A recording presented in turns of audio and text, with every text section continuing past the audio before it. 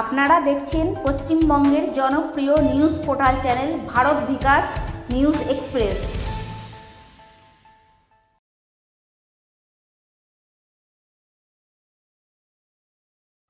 আজ 1 জুলাই 2026 স্কুলটির বিশিষ্ট প্রবীণ সমাজসেবী গোপীকৃষ্ণ দত্ত তার নিজস্ব সমাজসেবী সংস্থা শ্রদ্ধাঞ্জলি সোশ্যাল ওয়েলফেয়ার অ্যাক্টিভিটির মাধ্যমে আজ ডক্টরস ডে উদযাপন করলেন।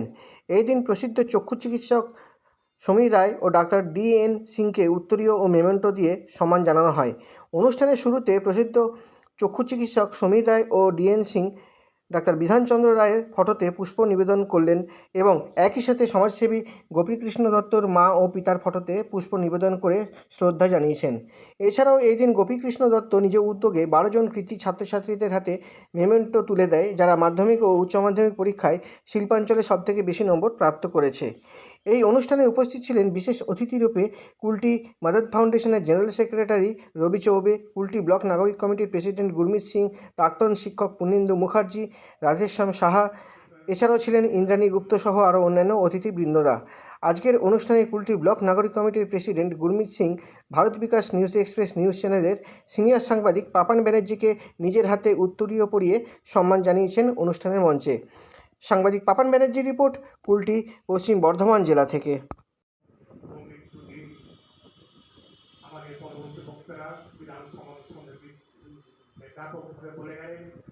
আজকে একটা বিশেষ দিন আছে। আজকে আমাদের একটা মহান ডক্টর বিধানচন্দ্র রায়ের জন্মতিথি আর ওনার একটা পুণ্যতিথি আছে। এই দিনের উপলক্ষে আজকে গোপীকৃষ্ণ দত্ত তাকে আমরা এসেছি।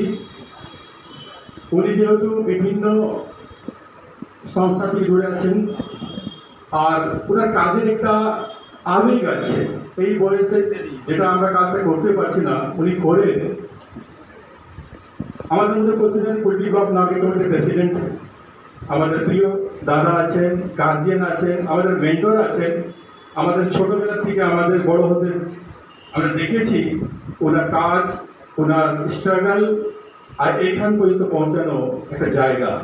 গুরমিত সিং মহাশয়, আমাদের শিক্ষক আছেন, আমাদের মঞ্চে সবাই উপস্থিত আছেন, সবাইকে প্রণাম জানিয়ে আমি নিজের আমরা এমন একটি শুভ দিনে উপস্থিত হয়েছি যে শুভ দিনটা অত্যন্ত স্মরণীয়।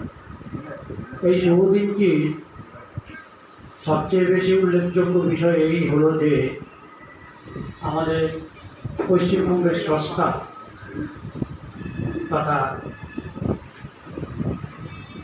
সবচেয়ে বেশি প্রাধান্যযুক্ত মুখ্যমন্ত্রী, যিনি পশ্চিমবঙ্গকে একটা রূপ দান করেছিলেন, তাই তাকে রূপকার বলা হয়।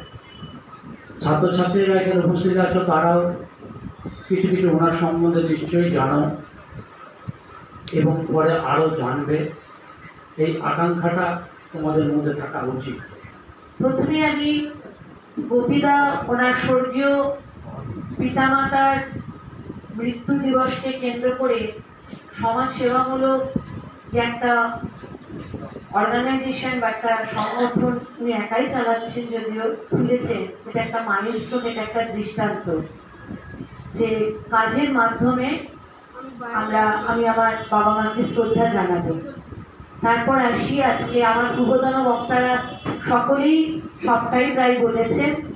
আজকে ডক্টর বিধানচন্দ্র রায়ের জন্ম এবং মৃত্যু দুটোই। উনি আমাদের দ্বিতীয় মুখ্যমন্ত্রী ছিলেন।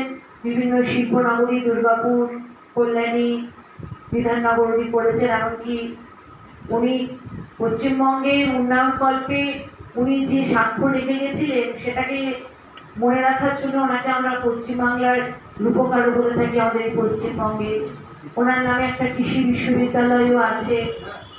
হ্যাঁ, উনি অনেক অভিনন্দন।